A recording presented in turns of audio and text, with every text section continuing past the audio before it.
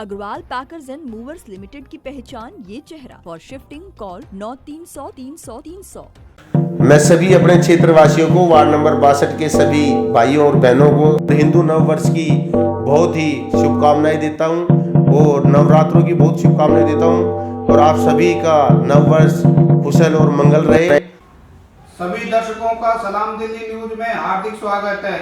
दर्शकों, दिल्ली के अंदर में इस समय फिलहाल एमसीडी के 5 सीटों के चुनाव हुए हैं और यहाँ पर चुनाव के बाद में काफी जो परिचर्चा हो रही है लोगों में कि यहाँ पे केजरीवाल की सरकार है और केजरीवाल ने इसे जीती है, तो ऐसा अधिकतर क्षेत्रों में नहीं है क्योंकि पहले से यहाँ पे 4 सीट उन्हीं की थी और कांग्रेस की थी। तो इन्हीं सब मुद्दे पे और अनेक ऐसे मुद्दे आए हैं, जैसे केजरीवाल सरकार ने दिल्ली में इस समय शराब नीति अपनी जारी की है, उसके अंदर में शराब खरीदने वालों की जो उम्र है 25 से घटा के 21 कर दी है। और इन्हीं सब मुद्दे पे हम विभिन्न लोगों के, समाज सेवियों के साक्षात्कार ले रहे हैं कि ये शराब नीति है, ये आम जनजीवन पर किस तरह से असर डालेगी। आज हम बैठे हैं शालीमार बाग विधानसभा के वार्ड नंबर 62 में। यहाँ पर प्रसिद्ध समाज सेवी वीरेंद्र शेखावत पिंटू जी हैं और पिंटू जी का मानना है कि इस समय दिल्ली सरकार जो शराब नीति लेकर आई है ये युवाओं के लिए काफी घातक है। आइए सबसे पहले जानते हैं इन्हीं के शब्दों में, इन्हीं के विचार हम सुनते हैं। पिंटू जी, सबसे पहले आप अपना परिचय बताएं हमारे दर्शकों को। मैं Virendra Singh Shekhawat, ward number 62, Bharatiya Janata party मंडल महामंत्री।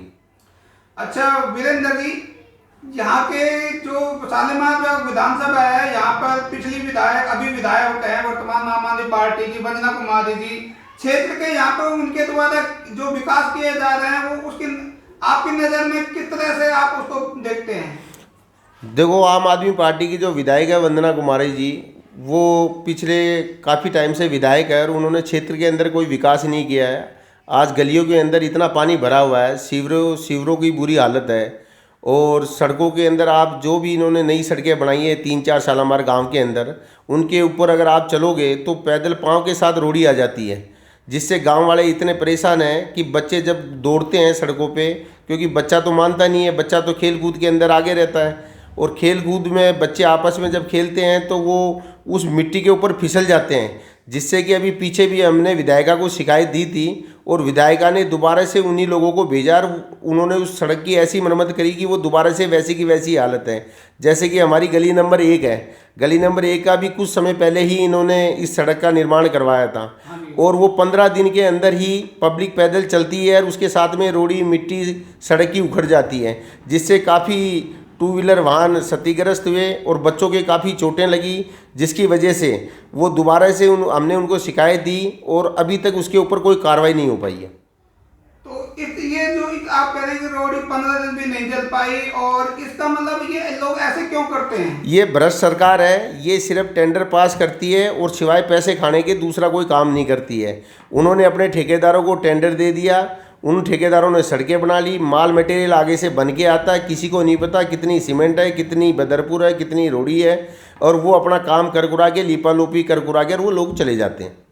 अच्छा, यहाँ की और क्या समस्याएं हैं? यहाँ पे जो सबसे मोटी समस्या है वो एक सीवर की सबसे मोटी समस्या है, जिसके अंदर शालीमार गांव के अंदर विभिन्न मतलब जितनी भी गलियाँ हैं सब में सीवर जाम हो जाते हैं। और दूसरी समस्या जो शालीमार गांव की है वो है पानी की समस्या। जो शालीमार गांव एक्सटेंशन है उसके अंदर पानी की इतनी बुरी किल्लत है कि मैं आपको 2-3 मकान तो ऐसे ले चलूँगा कि जिनके अंदर आज तक पानी काला आता है।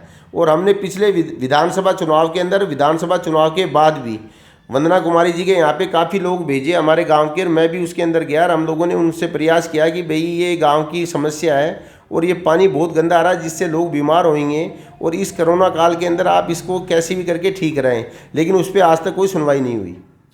अच्छा, ये आपने समस्या सीवर की बता दी, पानी की बता दी।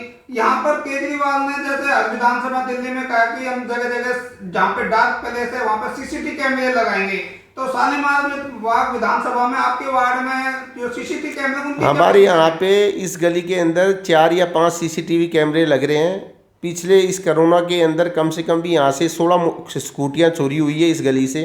अच्छा जी। क्योंकि स्कूटियाँ लोग बाग कोरोना काल के अंदर लॉकडाउन था, लोग बाग घरों के अंदर रहते थे, बाहर कोई निकलता नहीं था। जी जी। लोग रात को आते थे, स्कूटियाँ ले जाते थे। उन कैमरों को जब पुलिस ने जांच किया तो उनके अंदर एक भी कैमरा चालू नहीं था।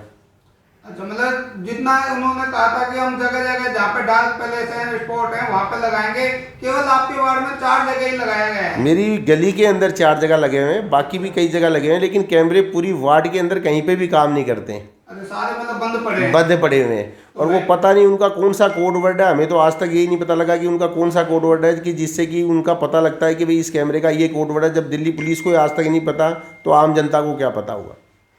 मतलब इससे महिला सुरक्षा पर भी प्रभाव पड़ेगा। महिला सुरक्षा पे बड़ा प्रभाव पड़ेगा। हमारे यहाँ जैसे नज़दीक में पार्क है, पार्क के अंदर कोई जैसे महिलाएं शाम को जाती हैं, शालामार गांव की महिलाएं पार्क के अंदर घूमने जाती है, शाम को वापसी जाती हैं, तो काफ़ी लोग जैसे चैन वगैरह इस तरीके की अंगूठियाँ वगैरह काफ़ी दिक्कतें होती है। तो इन कैमरों का कोई फ़ायदा ही नहीं हुआ आज तक। अच्छा, अभी दिल्ली सरकार ने अपनी नई शराब नीति चालू की है, मतलब जारी की है। उसके तहत कोई भी 21 वर्ष का आदमी शराब ठेके पे जाके ले सकता है। पहले ये उम्र 25 साल थी। तो आप क्या मानते हैं कि ये केजरीवाल की नीति कैसी है? ये केजरीवाल की नीति बिल्कुल बेकार है। इसके अंदर इन्होंने एक तरह का युवाओं को लाइसेंस दे दिया कि वो 21 साल के युवा ड्रिंक कर सकते हैं। वैसे ही युवाओं बड़ी दिक्कत हो रही है, युवा हमारा बिछड़ रहा है, युवा नशे की लत की तरफ आगे बढ़ेगा। कॉलेज से 20 साल का बच्चा निकलेगा, 30 साल होते ही सीधा शराब की लाइन में। वो 21 साल का ये लाइसेंस दे रहे हैं युवाओं को बिगाड़ने का। इससे दिल्ली का बहुत बुरा हाल हो जाएगा। हम केजरीवाल जी से ये अपील करते हैं कि इस नीति को बदला जाए और इसको वापसी पुरानी नीति पे ही लाया जाए। हमने ये सुना कि जो केजरीवाल सरकार काफी बहुत सारी योजनाएं फ्री में चला रही है, उनको कवर करने के लिए 4 साल के गैप में कुछ रेवेन्यू इकट्ठा करेगा, तो उसकी वजह से ये केजरीवाल सरकार ने अभी तक कुछ भी ऐसा फ्री के अंदर नहीं चलाया। ये शालीमार गांव है, वार्ड नंबर 62 है। आप इसके अंदर अगर किसी भी घर के अंदर जाएंगे, मेरे पड़ोस में भी किसी घर में जाएंगे तो आपको पता लग जाएगा कि कितनी बिजली फ्री है, कितना पानी फ्री है। मेरे खुद का घर का बिजली का बिल इतना आता है कि मेरे को तो आज तक ये समझ नहीं आया कि ये फ्री है कौन सी चीज़। आखिर मिल किसको रहा है? ये केजरीवाल जी का हवाई वादा है और इसके अलावा कुछ नहीं है। मतलब करोड़ों रुपए इन्होंने विज्ञापन पे सिर्फ ये विज्ञापनों का सिर्फ ध्यान दे रहे हैं, इसके अलावा विज्ञापनों के अलावा कुछ भी ध्यान नहीं दे रहे हैं। शराब नीति लाए हैं तो उसके अंदर भी ये विज्ञापन कर रहे हैं। इसके अलावा और भी कोई नीति लाते हैं तो पहले इनका विज्ञापन होता है, उसके बाद में कोई दूसरा काम होता है। और केजरीवाल सरकार सिर्फ विज्ञापनों की सरकार है, इसके अलावा कोई सरकार नहीं है। तो आप मानते हैं कि जो ये फ्री की योजना है वो जनता के साथ एक धोखा है? फ्री की योजना जो है ये सरासर जनता के साथ धोखा है। जनता को इसका कोई फ़ायदा नहीं हो रहा है। और हमने इस फ्री की योजना को काफ़ी देखा है। जैसे हमारे यहाँ पे राशन वाले हैं और भी कई लोग हैं जिनको बोला गया कि हाँ भाई तुमको इतना किलो फ्री मिलेगा। कोरोना काल के अंदर बोला गया कि हाँ भाई ये किट आएगी, लेकिन हमने यहाँ बीजेपी कार्यकर्ताओं ने कोरोना काल के अंदर भी घर घर जाके राशन पहुँचाया। किसी आम आदमी पार्टी के किसी एक भी कार्यकर्ता ने किसी पब्लिक की और वार्ड नंबर 62 की किसी की कोई मदद नहीं की। यानी आपने कोरोना काल में क्या क्या सेवाएं करी हैं? मैंने कोरोना काल के अंदर लोगों को राशन वितरित कराया। मेरी पूरी team Bharatiya Janata party ward 62 धरातल के ऊपर उतरी हुई थी। हमने कोरोना की परवाह ना करते हुए भारतीय जनता पार्टी का एक एक कार्यकर्ता घर घर जाकर जो हमारे को सूचना मिल जाती थी कि हाँ इस पड़ोसी भाई को ये परेशानी है, इसके राशन की दिक्कत है, हमने और तो और विधायक जी का ऑफिस जो है उसके पड़ोस तक भी हमने राशन भिजवाया, जबकि वो खुद राशन का गोदाम वहाँ लेके बैठी हुई थी। अच्छा, तो आम आदमी पार्टी की तरफ से कोई यहाँ पे सेवाएं जारी? कोई सेवाएं नहीं की गई। ये तो काफी गलत बात है कि यहाँ पे आम आदमी पार्टी की विधायक अपने स्तर पर भी कोई काम नहीं कर रही है। आपने जैसे बताया कि यहाँ की गलियां खराब है, पानी की दिक्कत है और चोरी की तो यहाँ पे काफी दिक्कत ही है। चोरी तो एक्चुअल के अंदर यहाँ पे इसलिए दिक्कत है कि जो कैमरे लगे हैं वो किसी काम के नहीं है, तो ऑटोमेटिकली दिक्कत है। अगर वो कैमरे काम करेंगे, क्योंकि वो तो जो आम आदमी पार्टी की विधायिका हैं या केजरीवाल सरकार है वो तो अपने विज्ञापनों में इतने बिजी हैं कि उनको तो रोज़ नए नए विज्ञापन देने पड़ते हैं। तो उनको तो टाइम ही नहीं है किसी चीज़ के अंदर कि अपने कैमरे ठीक कराएं या पब्लिक का ध्यान दें या सड़कों का ध्यान दें या सीवरों का ध्यान दें। अच्छा, दूसरी है कि अभी जो केजरीवाल सरकार के ऊपर बीजेपी आरोप लगा रहा है कि वो उनके 3,500 करोड़ जो फंड है वो नहीं दे रही है और उसकी वजह से हमारे जो एमसीडी के कर्मचारी हैं उनको 6-6 महीने तक तनख्वाह नहीं मिली है।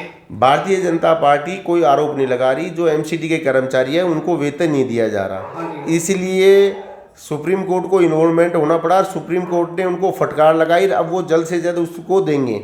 अगर केजरीवाल सरकार अगर उनको फंड दे देती एमसीडी को, तो सुप्रीम कोर्ट काहे को उनको फटकार लगाती। तो इसका मतलब कि केजरीवाल सरकार नहीं दे रहा, केजरीवाल सरकार नहीं दे रही तो सुप्रीम कोर्ट को इन्वॉल्वमेंट होना पड़ा। अब केजरीवाल सरकार उनको दे देगी, अब वो देगी क्या, वो उसके अंदर भी कुछ थोड़ा बहुत दे देगी, फिर ऐसे करके निकाल देगी, क्योंकि इनका तो सारा पैसा विज्ञापनों में खर्च हो रहा है, तो वो दे कहाँ से पैसा।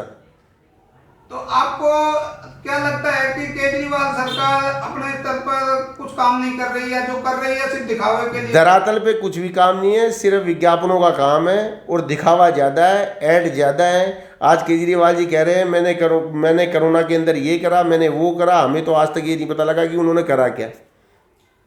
अच्छा वीरेंद्र जी, आने वाले निगम के जो चुनाव हैं वो अगले साल चालू होने वाले हैं, तो उस स्थिति में अभी जो वर्तमान में अभी 5 सीटों के चुनाव है, उसका आने वाले विधानसभा पर क्या प्रभाव पड़ सकता है? उनका विधानसभाओं पे कोई प्रभाव नहीं पड़ेगा। भारतीय जनता पार्टी वापसी नगर निगम के अंदर बहुमत से आएगी और नगर निगम के अंदर इस केजरीवाल सरकार को उखाड़ के फेंकेगी।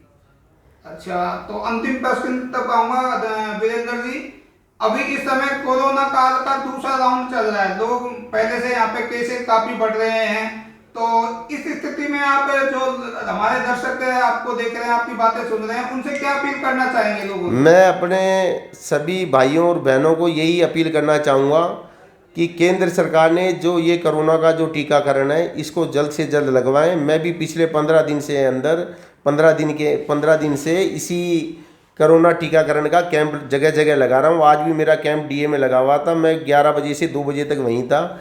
मैं लोगों का रजिस्ट्रेशन करता हूँ, फिर मैं उनको जो नज़दीकी हमारा आयुर्वेदिक हैदरपुर हॉस्पिटल है उसके अंदर मैं भेजता हूँ, लोगों का टीकाकरण करा रहा हूँ और पूरी समाज की सेवा करते हैं। हमारी वार्ड नंबर 62 का हर भारतीय जनता पार्टी का कार्यकर्ता विभिन्न ब्लॉकों के अंदर कैंप लगा रहा है और सबको टीकाकरण के लिए जागरूक कर रहा है। आपने सलाम दिल्ली को समय दिया, इसके लिए आपका बहुत बहुत शुक्रिया जी। धन्यवाद।